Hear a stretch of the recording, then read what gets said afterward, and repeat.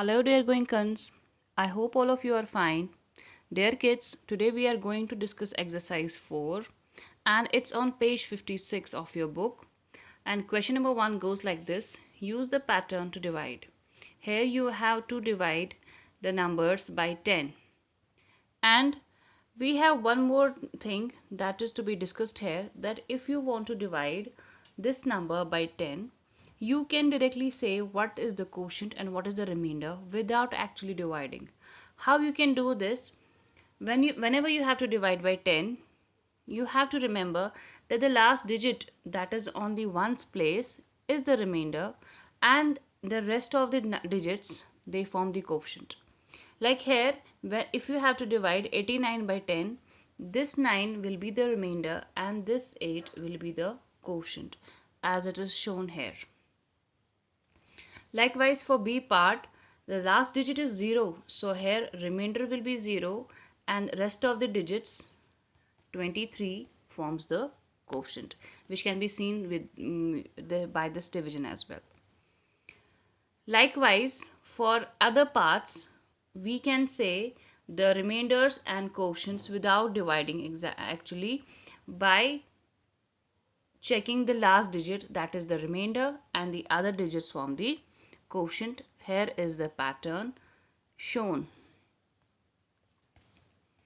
And exercise 5 deals with division by 100, and here the pattern is same, but the only difference is that here the last two digits form the remainder.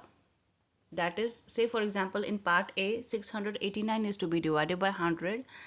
89 will form the remainder and the rest of the digits, no matter how big the number is, only last two digits will form the remainder and the rest of the digits will be the quotient. Here only one digit is there, that is 6. So 6 is the quotient and 89 will be the remainder, which you can see here.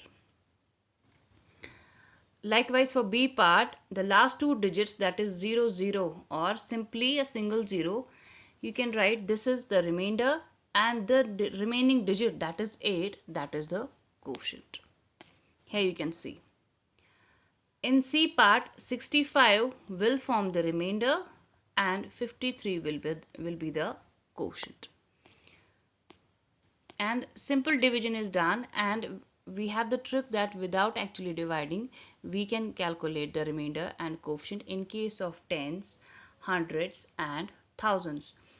Here we are supposed to calculate only for tens and hundreds, and for tens, students need to remember that the last digit forms the remainder and rest of the digits form the quotient.